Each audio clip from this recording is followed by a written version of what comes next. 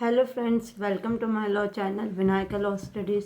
हमारी बीएनएस की सीरीज़ चल रही है जिसमें हमने अपना चैप्टर 3 कंप्लीट कर लिया था और चैप्टर 4 में सेक्शन 48 तक कवर कर लिए थे।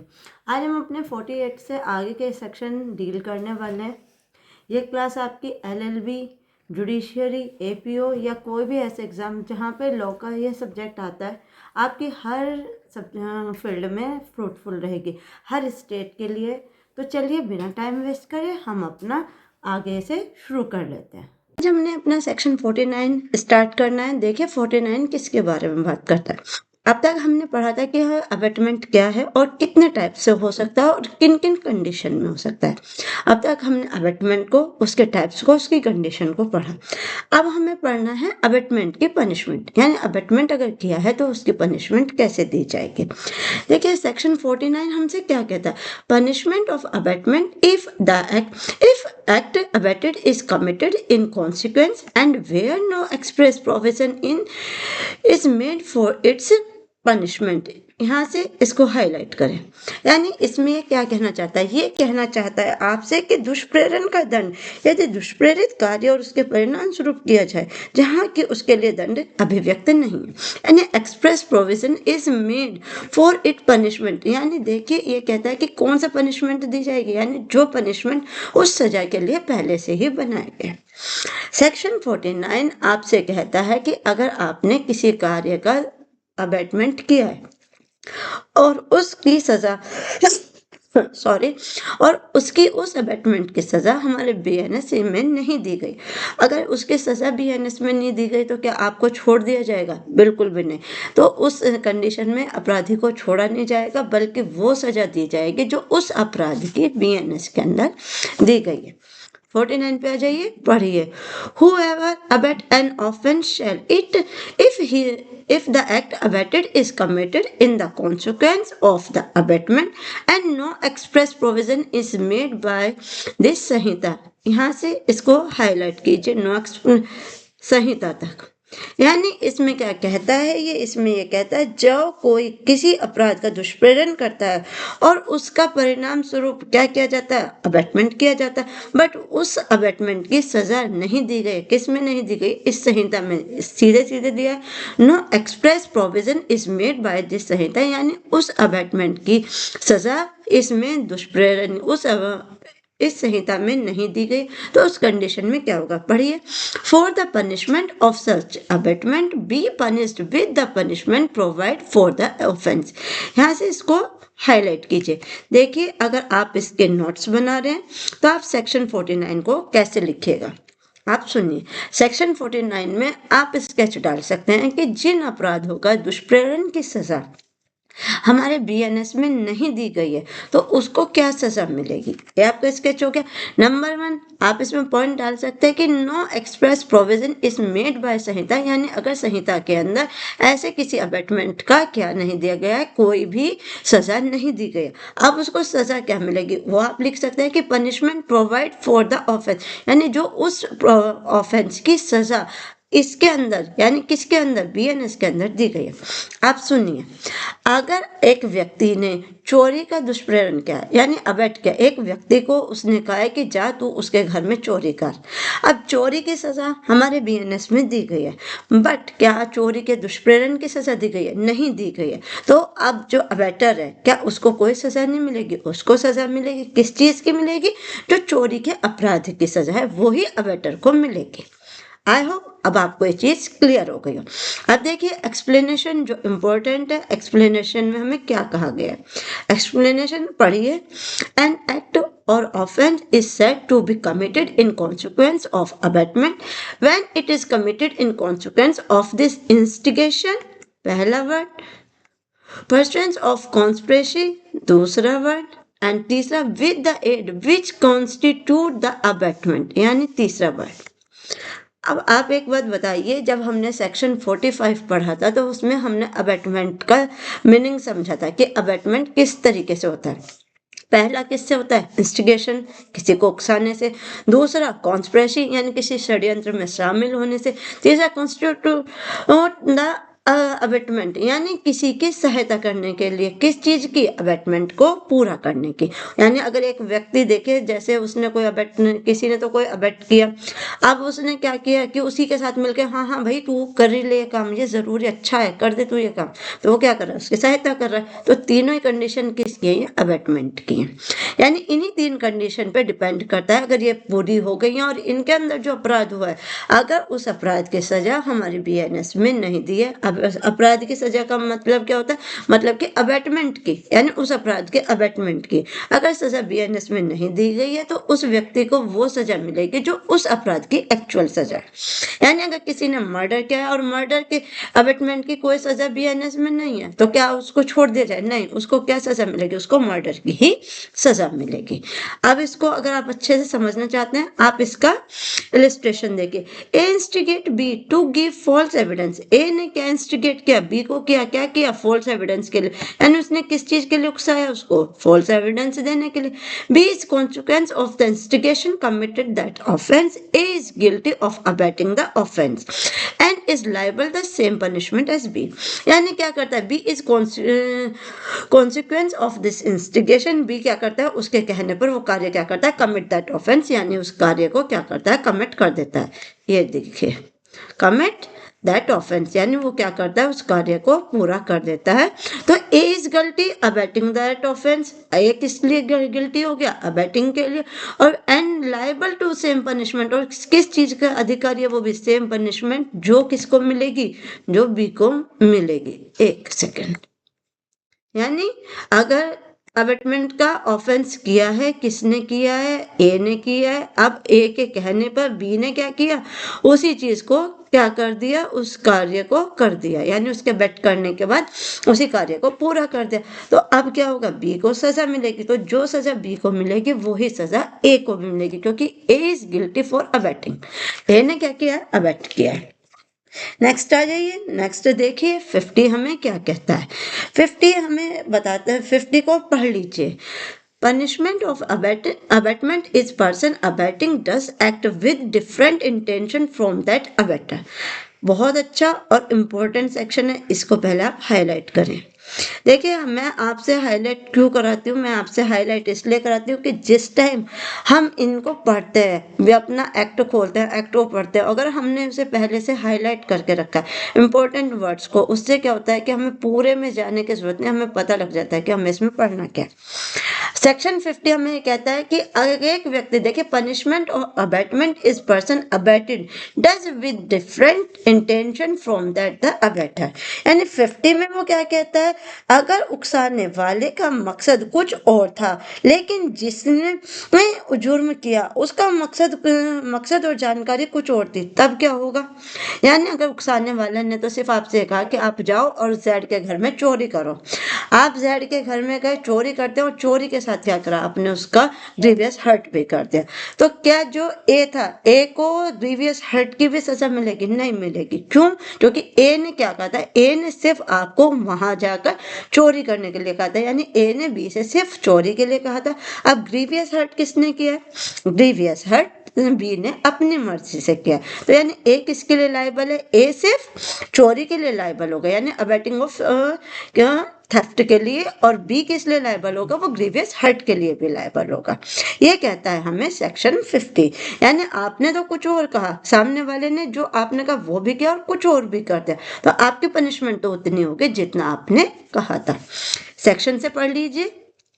Whoever abets the commission of an offense shall, if the person abated does the act with a different intention or knowledge। important word है, इसको यहाँ से हाईलाइट करें। यानी उसने क्या किया? डिफरेंट इंटेंशन और नॉलेज था फ्रॉम दैट द अबेटर, यानी किससे? अबेटर से। ठीक है। B punished with the punishment provide for the offence which would have been committed if the act has been done with the intention और knowledge of the abettor और no other. यानी उसको क्या, जब उसका ना तो इंटेंशन था ना नॉलेज था, अबेटर को कोई अदर पनिशमेंट नहीं मिलेगी, उसको सिर्फ उतनी पनिशमेंट मिलेगी जितना उसने अबेट किया है। यानी अगर उसने सिर्फ चोरी के लिए अबेट किया तो उसको सिर्फ चोरी के अबेट की ही सजा मिलेगी। सामने वाले ने ग्रीवियस हर्ट हर्ट भी दिया तो उसको क्या मिलेगी, उसको दोनों की सजा मिलेगी। इसमें अबैटर का तो नहीं था, ना इंटेंशन था ना नॉलेज था, वो चाहता ही नहीं था कि ए जाके जेड का क्या करे, मर्डर भी कर दे या ग्रीवियस हर्ट कर दे। बी की तो इंटेंशन क्या थी कि वो जाए और उसके घर में चोरी करे। आई होप सेक्शन 50 आपको क्लियर हो गया। नेक्स्ट आ जाते हैं सेक्शन 51। अब देखिए सेक्शन 51 आपसे क्या कहता है, अब इसके बारे में देख लेते हैं। Liability of abettor when one act abate and different act done. अब देखिए ये बड़ा अच्छा है, इम्पोर्टेंट भी है और बहुत ही अच्छा सेक्शन है। 51 आपसे क्या कहता है, दुष्प्रेरक का दायित्व जब एक कार्य का दुष्प्रेरण किया गया और उससे भिन्न कार्य किया गया।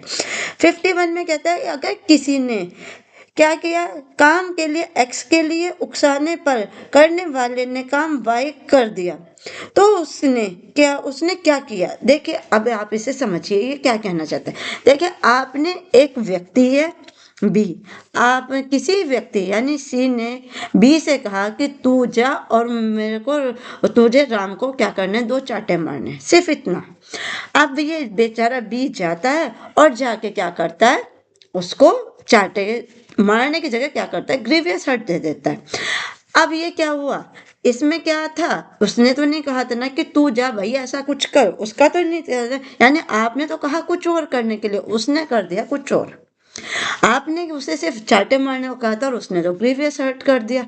तो ऐसी कंडीशन में क्या होगा, क्या आपको उस ग्रीवियस हर्ट की भी पनिशमेंट मिलेगी, नहीं।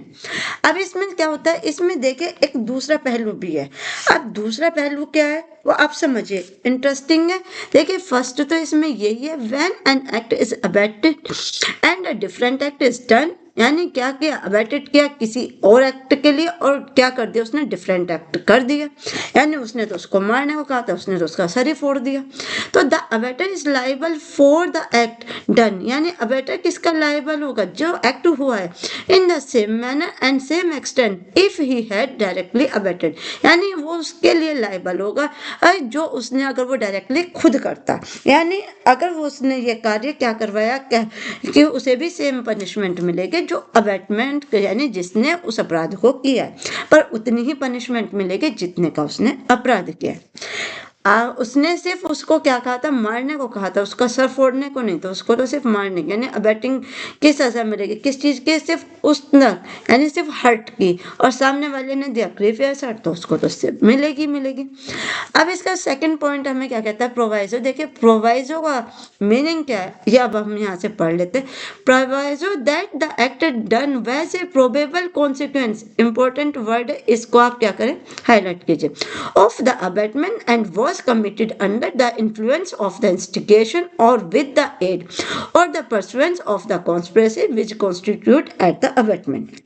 यहाँ पे क्या कहता है, परंतु यह तब किया जाए तब तक कि किया गया दुष्प्रेरण का अभी संभाव्य परिणाम था उस उकसाहट के असर के अधीन या सहायता से षड्यंत्र के अनुसरण में किया गया। अब देखिए इसमें क्या कहता है, इसमें कहता है, अब इसमें प्रोबेबल कॉन्सिक्वेंस का मीनिंग क्या होता है, प्रोबेबल कॉन्सिक्वेंस यानी अधिसंभाव्य परिणाम।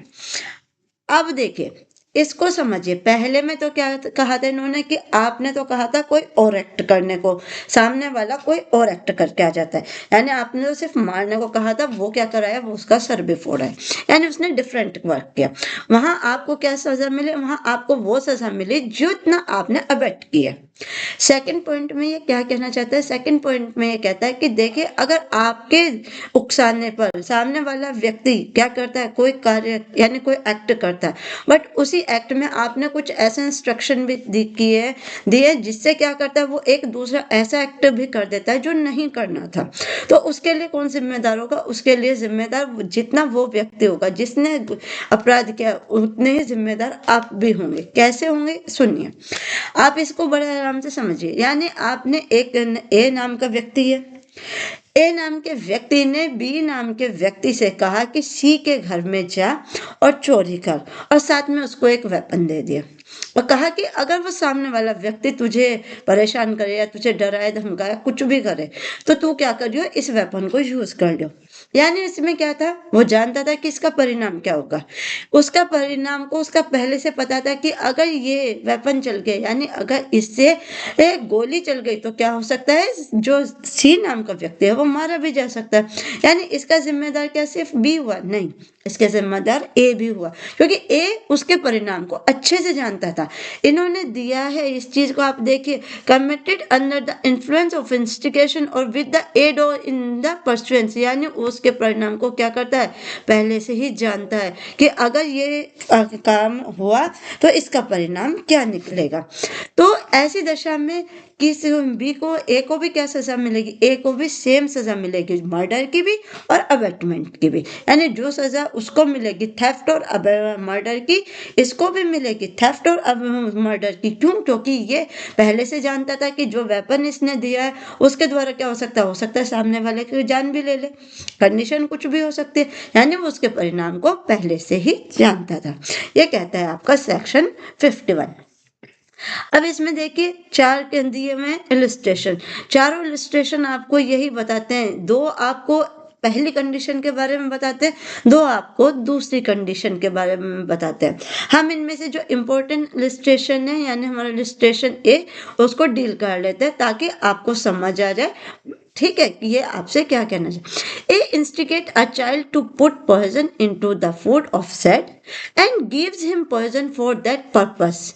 यानी ए क्या करता है, एक बच्चे को क्या देता है, यह के भोजन में, यानी यह के खाने में क्या देता है, विक या जहर डालने के लिए उकसाता है, और उसे क्या करता है, उस बच्चे को क्या करता है, इंसिस्ट करता है, यानी उसका काम क्या था कि उस बच्चे को इंसिस्ट करके क्या करवाना, जेड को मरवाना। अब क्या था, the child is consequence of the instigation by mistake puts the poison into the food of Y. अब इसने क्या किया, देखिए अभी मैंने आपसे बताया था कि इसमें सिचुएशन 2 है, यानी आपने तो काम कहा कुछ और, यानी मारने को कहा था, सामने वाले ने क्या किया, ग्रेवियस ऐड कर दिया। अब चाइल्ड ने क्या किया, उसने कॉन्सिक्वेंस ऑफ इंस्टिगेशन, यानी उसको किस चीज के लिए इंस्टिगेट किया गया था, जेड के खाने में जहर डालने के लिए, उसने क्या किया, बाय मिस्टेक। इस वर्ड को हाईलाइट कीजिए ताकि आपको ये समझ में आए कि इसमें गलती कहाँ।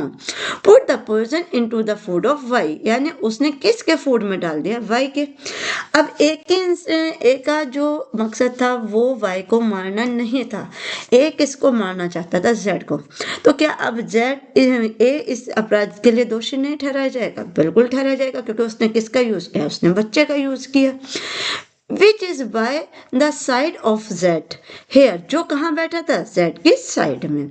If the child was acting under the influence of a instigation, यानी वो क्या हो गया, बच्चे ने क्या किया, भूलवश, यदि शिशु उकसाने के असर के अधीन उस कार्य को कर रहा था, यानी क्या कर रहा था, वो तो किसके कारण अंडर द इन्फ्लुएंस, यानी उसको क्या मिला था, उसको तो ये मिला था ना कि हाँ भाई तू जा ये काम कर। किसने किया था इंस्टिगेशन, ए ने, ए के इंस्टिगेशन पर, यानी किसके किसके कहने पर कर रहा था, वो ए के। And act done was under the circumstances a probable consequence of the abetment.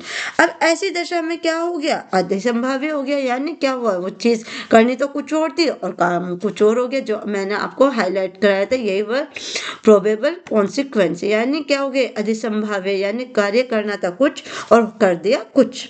अब उसको, बच्चे को तो नहीं पता था, बच्चे ने क्या किया, देखा कि अरे जेड के बराबर में वाई बैठा, तो उसे लगा शायद इसको जहर देने की बात की, तो उसने उठाया, वाई के खाने में जहर मिलाया, उसको दे दिया। अब बढ़िए आगे, the abetment A is liable is the same manner and to the same extent if he had instigate the child to put poison of food of Y.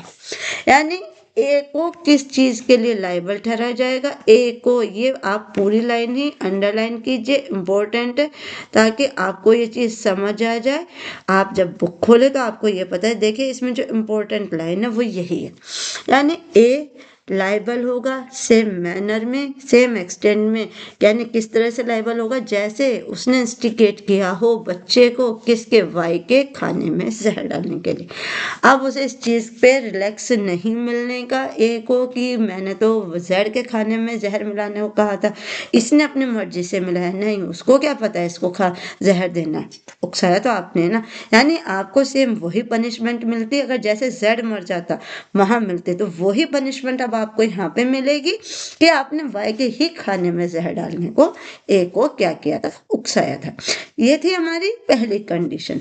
अब सेकंड कंडीशन जो हमने पढ़ा था यानी प्रोवाइजो में, उसके लिए हम इसको डील कर, instigate B to burn Z house, B set fire to house and at the same time commit theft और प्रॉपर्टी देयर। देखिए कितनी अच्छी बात है, यानी आपको इसमें कितने अच्छे से समझाया।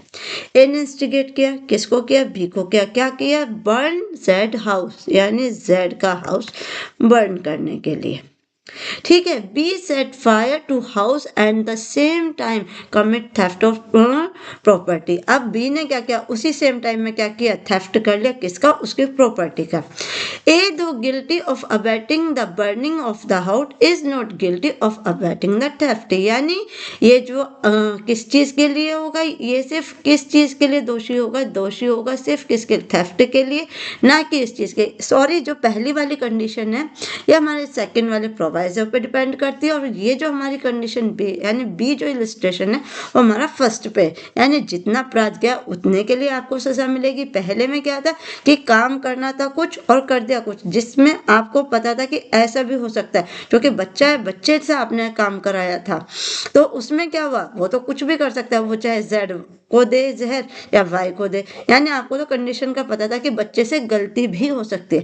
यानी प्रोवाइजो का जो इलस्ट्रेशन है वो ए है, और जो हमारा सेक्शन यानी जो सेक्शन में पहला पार्ट दिया गया उसका जो इलस्ट्रेशन है वो ए है, ठीक है। यानी उसको किस चीज की गिल्टी, किस चीज के लिए क्या मिलेगी, सजा मिलेगी, guilty of abetting theft. For theft was a distinct act not probable consequence of burning, यानी अगर क्या किया गया डिसेंट में कि distinct act and not probable consequence of the burning, यानी उसको सिर्फ और सिर्फ अगर वो वहां मौजूद था, ठीक है, यानी उसको क्या है, क्योंकि वह चोरी एक अलग कार्य थी और घर जलाने का अधिसंभाव्य परिणाम नहीं थी।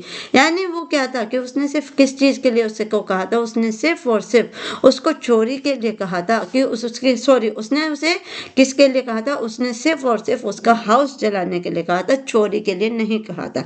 तो उसको किस चीज की सजा मिलेगी, उसको सिर्फ उतनी ही सजा मिलेगी जितना कि उसने क्या किया था, अबेटिंग द बर्निंग हाउस। यानी ए सिर्फ गिल्टी है, किसके लिए गिल्टी है, abetting the burning house is not guilty for abetting theft, यानी उसे सिर्फ और सिर्फ अबेटिंग ऑफ बर्निंग हाउस की सजा मिलेगी, थेफ्ट की सजा नहीं मिलेगी, क्योंकि उसने क्या किया है, उसने जो किया है उसने सिर्फ अबेटमेंट किया है। तो किसका किया था, उसने बर्निंग ऑफ हाउस का अबेटमेंट किया था, वो दोषी नहीं है, किसका दोषी नहीं है, थेफ्ट का।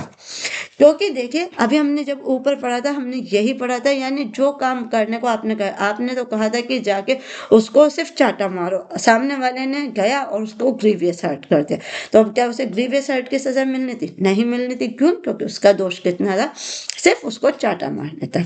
अब वही सेम कंडीशन है, यानी उसने तो उसका घर जलाने को कहा था, चोरी के लिए थोड़ी ना कहा था, तो यानी वो गिल्टी किसके लिए, अबेटिंग ऑफ बर्निंग के लिए, नॉट गिल्टी क्योंकि उसने तो थेफ्ट के लिए कहा ही नहीं था। ये पहली कंडीशन थी, और जो दूसरी यानी प्रोवाइजर में था वो हमारा ए इलस्ट्रेशन है, यानी उसने क्या किया, उसे पता था कि परिणाम कुछ भी हो सकता है, ये छोटा बच्चा है, ये इसको इतनी नॉलेज नहीं है कि ये जो वो कह रहा है वही करे, हो सकता है ये कुछ और भी करे, तो उसमें वो लायबल होगा दोनों चीज के लिए, कि उसे वाई के मर्डर की भी वही सजा मिलेगी जो उसे जेड के मर्डर की मिलती। आई होप अब आपको सेक्शन 51 अच्छे से क्लियर हो गया होगा। नेक्स्ट आ जाते हैं सेक्शन 52। अब सेक्शन 52 हमसे क्या कहता है, a better when liable to cumulative punishment for the act abetted for and for act done, यानी दुष्प्रेरक का दुष्प्रेरित कार्य के लिए और किए गए कार्य के लिए आंकलित दंड से दंडनीय है, यानी वो उसे कब सजा मिलेगी और किस कंडीशन में मिलेगी, जो हम अब तक पढ़ते हैं 52 की आपको सिर्फ और सिर्फ, अगर आप इसकी जो इम्पोर्टेंट है देखिए, इम्पोर्टेंट इसकी स्केच है, ठीक है। नेक्स्ट आ जाते हैं 53। अब 53 हमसे क्या कहता है, 53 इम्पोर्टेंट है और अच्छा सेक्शन है, जरा इसको देखिए, इसमें इन्होंने क्या कहा है 53 में। 53 में वो कहता है liability of abater for an effect caused by act abated different from that intended by abater। यानी 53 में कहता है दुष्प्रेरित कार्यों से कारित उस प्रभाव के लिए दुष्प्रेरक का दायित्व जो दुष्प्रेरक द्वारा आशयित या भिन्न हो। यानी 53 में ये कहता है कि अबेटर का जॉइंट यानी सजा के लिए दायित्व, यानी उसका क्या दायित्व है। अगर उसने कोई अबेटमेंट किया है तो उसकी लाइबिलिटी क्या रहेगी, लाइबिलिटी ऑफ अबेटर, यानी अबेटर की लाइबिलिटी क्या रहेगी। अगर वो अबेटमेंट करता है, वो किसी को उकसाता है, तो वो कितना जिम्मेदार है, ये बताता है हमें सेक्शन 53। अगर सेक्शन 53 ने कहा हमसे क्या कहा, when an act is abetted with the intention on the part of the abettor of causing a particular effect and an act for which the abetter is liable is consequence of the abatement cause a different effect and intended by the abetter। इसमें कहता है जब किसी कार्य का दुष्प्रेरण दुष्प्रेरक द्वारा किसी विशिष्ट प्रभाव को कारित करने के आशय से किया गया और दुष्प्रेरण के परिणाम स्वरूप जिस कार्य के लिए दुष्प्रेरक दायित्व के अधीन है वह कार्य दुष्प्रेरक द्वारा आशयित प्रभाव से भिन्न प्रभाव कारित करता है।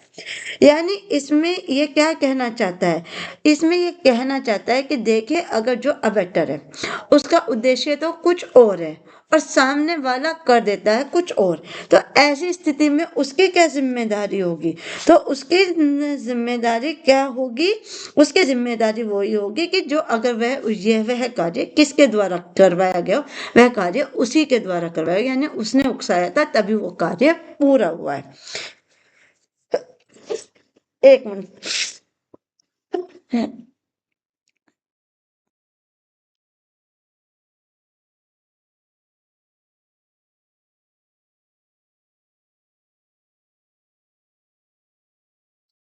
यानी इसमें इसका कहने का एक ही मीनिंग है कि अगर देखिए वो कहता है उससे क्या है, उसकी लाइबिलिटी क्या है, एक बंदा ए वो जाके बी से किसी भी काम को करने के लिए क्या करता है कि उसका इसकी इंटेंशन ही है क्या है कि मतलब कि उसको उसने उकसाया कि भाई तुझे उसके घर जाना, उसका घर जाके जला देना।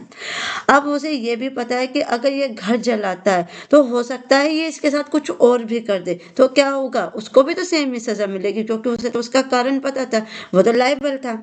अब इस चीज को हम कहाँ से, इस चीज को आप पढ़ लेते हैं illustration. A instigate B to cause grievous hurt to Z. B is consequence of the instigation cause grievous hurt to Z. Z it die in consequence। देखिए बहुत सिंपल सिंपल सी इसमें बात है। मैंने अभी आपसे क्या कहा था, अभी आपको एक चीज समझाई थी कि अगर ए क्या कहता है, ए कहता है कि भाई तू जा और उसका घर जला दे और देख लियो कि वहाँ मतलब कि तेरा काम है उसका घर जलाने का। अब वो उसकी बी की नेचर जाता है कि अगर मैं इसे भेज तो रहा हूँ घर जलाने के लिए, बट हो सकता है ये घर में उसके चोरी भी कर ले। तो अब वो जो दो अपराध में है, हमने अभी ये पढ़ा था कि अगर वो अबेटमेंट सिर्फ किसका करता है, उकसाने का, चोरी का नहीं करता तो उसको सजा सिर्फ घर जलाने की मिले। बट अगर वो दूसरे की नेचर को जानता है कि ये सामने वाला व्यक्ति क्या है, ये एक अपराध के साथ दूसरा भी कर सकता है, तो ऐसे में क्या होगा, ए भी उन दोनों ही अपराध का दोषी होगा। अब इलिस्ट्रेशन में इन्होंने क्या कहा, A instigate B to cause grievous hurt to Z, यानी ए ने क्या कहा है बी को क्या करने को, ग्रीवियस हर्ट करने को, किसको, जेड को। B in consequence of instigation, B उसके उकसाने पर क्या करता है, ग्रीवियस हर्ट कर देता है, किसको, जेड को। जेड डाई इन कॉन्सिक्वेंस, यानी जेड क्या होता है उस बीच में मर जाता है। क्यों मर जाता है, क्योंकि उसने उसे ग्रीवियस हर्ट के लिए कहा था पर उसने उसे इतना ज्यादा मारा कि उसकी डेथ हो गई। Here A knew that the grievous hurt abetted was likely to cause death, यानी वो क्या जानता था, अच्छे से जानता था कि जो अबेटर था वो अच्छे से जानता था कि अगर ये उसे ग्रीवियस हर्ट देगा तो क्या हो सकता है, सामने वाले की डेथ भी हो सकती है। इंपॉर्टेंट जो वर्ड्स होते हैं आप उनको हमेशा हाईलाइट करके चलिए, उससे क्या होता है, मैं आपसे बार बार कहती हूँ आपको पढ़ने में इजी हो जाता है। तो A is liable to punished with the punishment provide of murder, यानी ए को भी किस चीज की सजा मिलेगी, पनिशमेंट मिलेगी मर्डर की। अब ये तो है नहीं कि उसने तो ग्रीवियस हर्ट के लिए कहा था और उसने मर्डर कर दिया, तो सेम पीछे वाला तो नहीं लगेगा ना, जो अभी हम पढ़ के आए, जो अभी हमने सेक्शन 52 में पढ़ा वो वाली चीज तो यहाँ नहीं लगेगी कि भाई जितना एक्ट कहा उतने की सजा मिलेगी, नहीं, हम उसके परिणाम को पहले से ही जानते थे। अब आपने कहा कि तू उसे जा डंडों से बुरी तरह से मार। अब बुरी तरह से मारने का क्या मतलब है? बुरी तरह से मारने का मतलब है कि आप उसका परिणाम जानते हो कि अगर उसने हद से ज्यादा मारा तो सामने वाले की डेथ तक भी हो सकती है, यानी वो उसके परिणाम को पहले से जानता था। ऊपर भी इन्होंने यही दिया था, when an act is abetted with the same intention of the part the abettor of causing particular effect, यानी वो उसके परिणाम को पहले ही जानता है कि अगर वो जिस एक्ट को करने के लिए कह रहा है उस एक्ट का परिणाम क्या निकलेगा। तो ए भी पनिशमेंट को, ए को भी पनिशमेंट मिलेगी, सिर्फ ग्रीवियस एक्ट की नहीं मिलेगी कि अबेटिंग की उसने ग्रीवियस एक्ट के लिए, नहीं, उसको मर्डर की भी सजा मिलेगी, क्योंकि वो उसके परिणाम को पहले से ही जानता था कि इसका परिणाम क्या होने वाला है। अब आज का नेक्स्ट या और लास्ट सेक्शन यानी सेक्शन 54 जो आज का हमारा लास्ट सेक्शन रहेगा, इसको भी डील कर लेते हैं। अब सेक्शन 54 हमें से क्या कहता है? A better present when offence is committing. अभी तक तो हमने क्या पढ़ा? अभी तक हमने इसमें ये पढ़ा कि अबेटमेंट करने वाला व्यक्ति जहां वो अपराध हो रहा है वहां उपस्थित नहीं होता, तो उसको किस चीज की सजा मिलती है? उसको सिर्फ उतनी सजा मिलती है जितने का उसने अबेटमेंट किया। यानी आप एक व्यक्ति ने, अब ए बी सी को छोड़िए, हम आज कोई नया वर्ड ले लेते हैं, चलिए डी ले लेते हैं। डी ने ई को भेजा, किसके घर भेजा? एफ के घर भेजा। क्यों भेजा? कि भाई जाके उसको पिटाई कर। अब डी ने क्या किया? भेज दिया। किसको भेज दिया? ई को। अब इस कंडीशन में जब एफ की पिटाई हो रही थी तो डी तो वहां मौजूद नहीं था, तो ऐसी कंडीशन में डी को कितनी सजा मिलती थी? डी को सिर्फ और सिर्फ अबेटमेंट की सजा मिलती थी। किस चीज के? कि उसको पीटने की, यानी हर्ट की, अबेटमेंट ऑफ हर्ट की सजा मिली। अब ये कंडीशन जो 54 में कंडीशन ये है कि यानी जहां एफ पिट रहा है, यानी ई जाके जब जिस जगह पे एफ को मार रहा है वहां डी भी मौजूद है। अब डी को क्या सजा मिलेगी? इन्होंने कहा present when offence is committed, यानी अबेटर प्रेजेंट है उस जगह पे जहां ऑफेंस हो रहा है। इस कंडीशन में क्या होगा? पढ़िए, whenever any person who is absent would be liable to punishment as an abetter is present when the act or offense for which he would be punished in consequence of the abatement is committed, he shall be deemed to have committed such an offense। यानी ऐसी स्थिति में क्या होगा? जब कोई व्यक्ति जो अनुपस्थित होने पर भी दुष्प्रेरक के नाते दंडनीय होता, उस समय उपस्थित होता जब वह अपराध किया गया, तो उसको भी वैसा ही समझा जाएगा जैसे ये अपराध उसने स्वयं किया होगा। यानी अब तक तो उसे सजा मिल रही थी अबेटमेंट करने की, अब उसे सजा मिलेगी ऑफेंस करने की। बार फिर से सुन लीजिए, whenever any person who is absent would be liable to punish, यानी जो एबसेंट होने पर उसे सजा मिलती थी, यानी who is absent would be liable to punish. यानी अब तक क्या था? अबेटर क्या होता था? एबसेंट होता था, तो उसको तो क्या सजा मिलती थी? उसको सिर्फ सजा मिलती थी अबेटर की। But is present when the act offense or which would be punished or the consequence of abatement is committed। अगर वो उस जगह पर क्या है, वो उस जगह पर प्रेजेंट है, यानी वो उस जगह उपस्थित है, तो उसको किस चीज की सजा मिलेगी? he shall be deemed to have committed such as act और ऑफेंस, यानी उसे उसी तरह से सजा मिलेगी जैसे उसने वो एक्ट स्वयं किया हो, यानी अब एक्ट करके ना किया हो, स्वयं ही उस कार्य को पूर्ण किया हो। यानी अगर एक व्यक्ति किसी को अबेट करता है कि तू जा और उसका मर्डर कर दे, और जिसको उसने इंस्टिगेट किया है वो जाके मर्डर कर देता है, और वो व्यक्ति जिसने उसे उकसाया था यानी इंस्टिगेट किया था वो उसी जगह पे उपस्थित है, तो उसे भी वही सजा मिलेगी जैसे मर्डर उसने खुद किया हो। यानी इस टाइम उसकी सजा कम नहीं हो जाएगी कि इसको तो सजा सिर्फ अबेटमेंट की मिलेगी, नहीं, क्योंकि वो उपस्थित था, उसके आंखों के सामने हुआ, और उद्देश्य भी उसी का था, इंटेंशन भी उसी की थी, किस चीज की? उसको मरवाने की। तो यानी वो किस चीज का दोषी हुआ? वो भी अपराध के लिए दोषी माना जाएगा। यहाँ तक हमारा सेक्शन 54 कवर हो जाता है। इसके आगे के सेक्शन जे 55 से 62 हम अपनी कल की क्लास में कवर कर लेंगे, जहां पर हमारा जो सेक्शन चैप्टर 4 है, चैप्टर 4 हमारा कंप्लीट हो जाएगा। 62 तक हमारा चैप्टर 4 कंप्लीट हो जाएगा। सेक्शन 64 हमारे चैप्टर 4 का लास्ट सेक्शन है। आज हमने क्या पढ़ा? आज हमने पनिशमेंट पढ़ी, यानी अगर अबैटमेंट किया जाता है तो अबैटमेंट की पनिशमेंट कितनी होगी, किन किन कंडीशन में क्या क्या पनिशमेंट होगी, आज हमने इस चीज को अच्छे से डील कर लिया। अगर आपको इस क्लास से रिलेटेड कोई भी क्वेरी है, यानी अगर कोई चीज आपको समझ नहीं आई है, कोई सेक्शन ऐसा है जो आपको अच्छे से क्लियर नहीं हुआ है, आप कमेंट में मुझे भेज दीजिए, उसका सॉल्यूशन मैं आपको भेज दूंगी ताकि आपको अच्छे से क्लियर हो जाए। यहाँ पे हम जो स्टडी कर रहे हैं वो हम अपनी फुल स्टडी कर रहे हैं, किस चीज की? बीएनएस की सीरीज की। यानी हमें बीएनएस को सिर्फ और सिर्फ बेयर एक्ट से नहीं पढ़ना है, हमें बीएनएस को समझना है और समझ के पढ़ना है। यानी बीएनएस में जो ऑफेंस दिए हैं, क्या तो वो ऑफेंस है, क्या इस संहिता के अंदर उनकी पनिशमेंट है और वो वर्क कैसे करते हैं, यानी हमें इसे डिटेल में पढ़ना है। हमारा सिर्फ यहाँ पे जो काम मकसद है वो सिर्फ और सिर्फ डायरेक्ट डील करना नहीं, बल्कि इसे इतनी इजी लैंग्वेज में पढ़ना है कि हम अगर इन क्लासों को, आप अगर इन क्लासों में लगातार जुड़े रहेंगे तो शायद आपको बीएनएस में आगे जाकर कहीं भी कोई प्रॉब्लम नहीं होगी और अपना आप कोई भी एग्जाम दे रहे हैं, किसी भी तरह का या किसी भी स्टेट से दे रहे हैं, आपके हर एग्जाम में ये क्लास आपके लिए फ्रूटफुल रहेगी। तो आप सभी बने रहिए, जुड़े रहिए, आते रहिए, क्लासों में ज्वाइन होइए और अपनी क्लासों को अटेंड कीजिए। आज के लिए बस इतना ही। अगर आपको क्लासें अच्छी लग रही हैं, आप लाइक कीजिए, शेयर कीजिए और चैनल को सब्सक्राइब कीजिए। देखिए, शेयर इज केयरिंग, यानी अगर आप किसी से शेयरिंग कर रहे हैं तो वो आपके लिए अच्छी बात है, यानी आपको तो फायदा हो रहा है तो दूसरे का भी फायदा हो जाए। यानी जिन बच्चों को नीड है, यहाँ पे देखिए आपकी फ्री क्लासेस हैं, कोई चार्ज नहीं चल लग रहा है। अभी तो सिर्फ हम बेयर एक्ट डील कर रहे हैं और इस बेयर एक्ट के कंप्लीट होने के बाद हम इसके क्या करेंगे, हम इसके एमसीक्यूज भी करेंगे। यानी पहले हम बेयर एक्ट कंप्लीट करेंगे, फिर एमसीक्यूज कंप्लीट करेंगे। उससे क्या है, अब आपका जैसे AIB 21 का नोटिफिकेशन आ गया है, आपका 7 जून को आपका एग्जाम पड़ेगा, तो उसमें क्या है, आपके लिए बहुत ईजी हो जाएगा, क्योंकि एक बार तो आपने इसको पूरा बेयर एक्ट पढ़ लिया, दूसरी बार में आपने इसके एमसीक्यूज कर लिए, यानी हर तरीके से कंप्लीट हो जाएगा। तो आप लोग जुड़े रहिए, बने रहिए। आज के लिए बस इतना ही। Thank you so much.